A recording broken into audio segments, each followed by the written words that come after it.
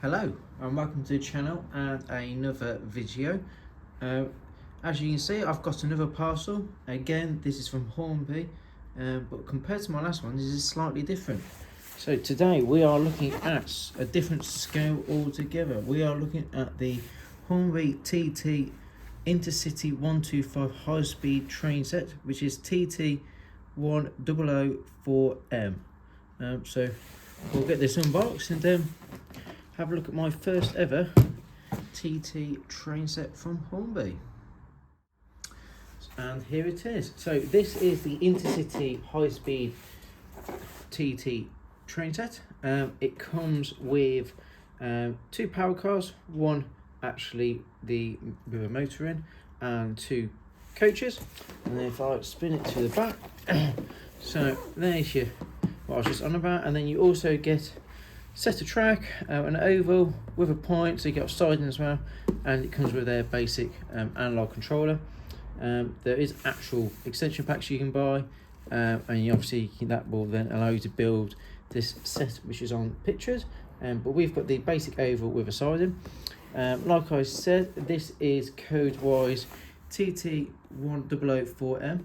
This goes for £249.99 on Hornby's website.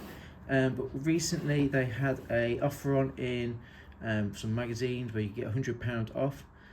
So I paid £149.99 and I got free delivery of that. And then because I had some points with Hornby, I got another £10–12 like that off. So I paid under actually £150 for this for a brand new train set. With actually looks like it quite a good amount of items in the actual set. So we'll get this opened and see what it's all about.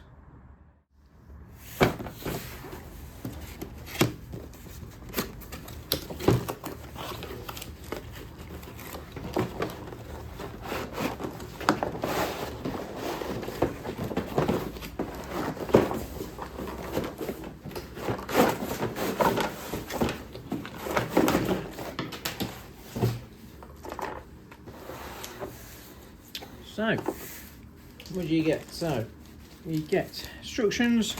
I'll go through them in a little bit, but what we are actually here to see is this. So these are what we all want to see. It's the Intercity HST. A lovely little model.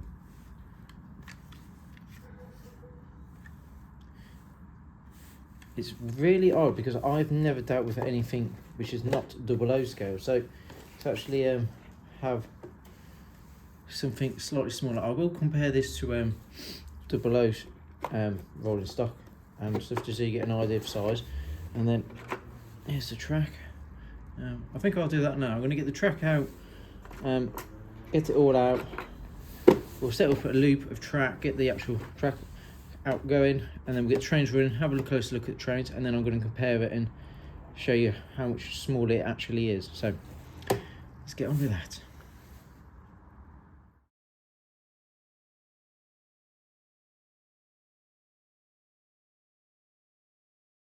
And just like that, that's the track setup. I've done it like that. So you've got the oval of track plus a little siding, and then which I said I was going to go through later on. So here they are. These are the instructions for the TT class 43 HST. So running hints, a little bit about the motor and the chassis, and then you've got lubrication, a bit about accessories, speaker fittings, decoder, decoder fitting, how to get the body off, how to put a chip in, a bit about lighting function. So this does come with lighting and just a bit of general safety notices. And then I won't go through these, just a bit about the controller, which if you've ever dealt with this controller, you will know it's not very good. So we'll see if it just does the job for today. So that is the track, and then I suppose let's have a closer look at the actual locomotive and the rolling stock. And here we have the Intercity power car itself. And as you can see, it is a diddy little thing. And then just to put it in comparison, I don't have an actual HST on me in 00 scale, but just to show you, this is a class 33 in 00 scale, and there's your size difference. So it is quite a bit smaller which has its positives. It also has its negatives. Main positive being you can fit a bigger track in a smaller space. Negative, I suppose it's smaller, so harder to deal to actually touch and sort of control as such, because you got less to grip onto. My biggest issue with TT, which will change over time, is I like buying stuff second hand because it's cheaper.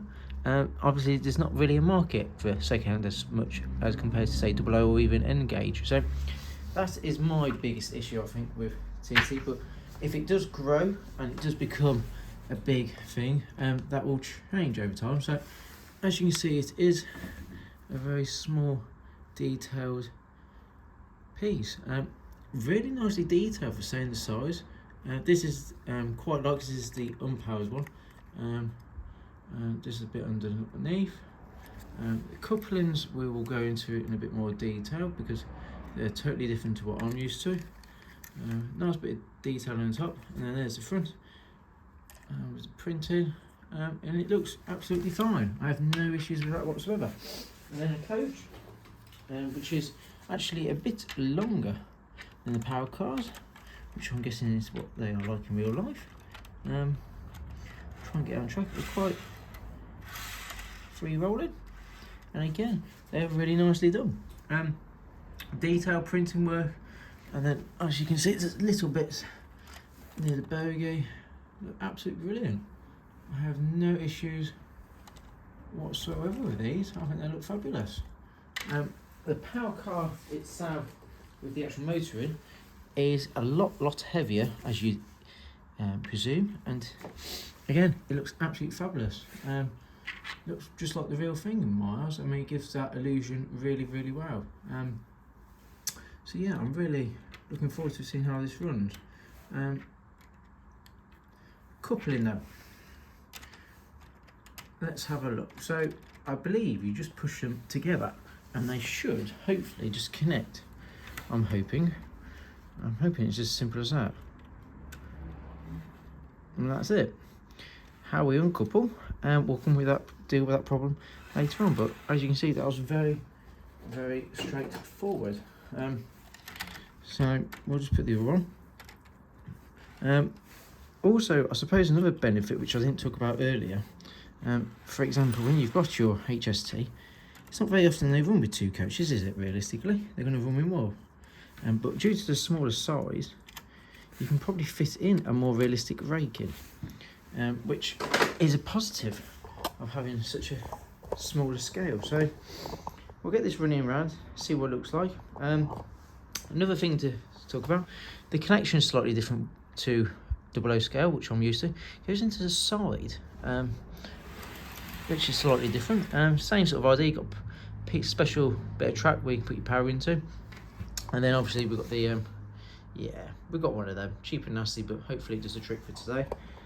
So let's see how we get on going around the track.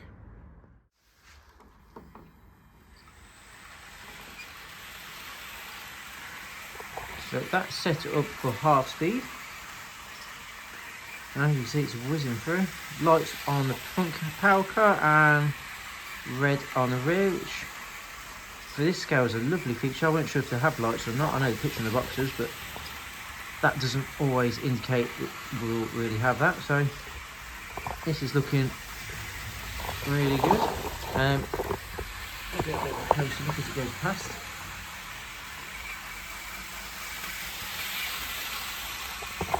We'll do one just a little bit, we'll go a little bit slower.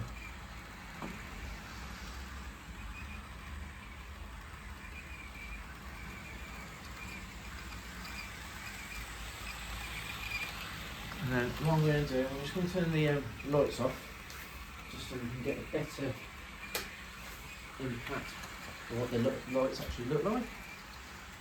So as you see, it's really quite powerful. There's your bright ones, and then if I can try and get it, there's your backlight. So lights look really good. I don't know if you'd be able to fit lighting into the coaches potentially. That's something for another day to look into. Yeah.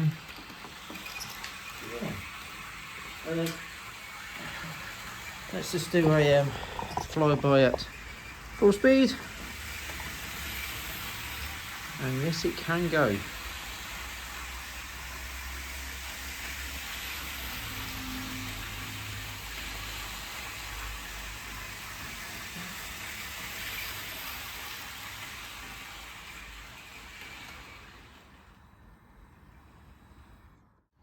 So yeah, I'm really impressed with this.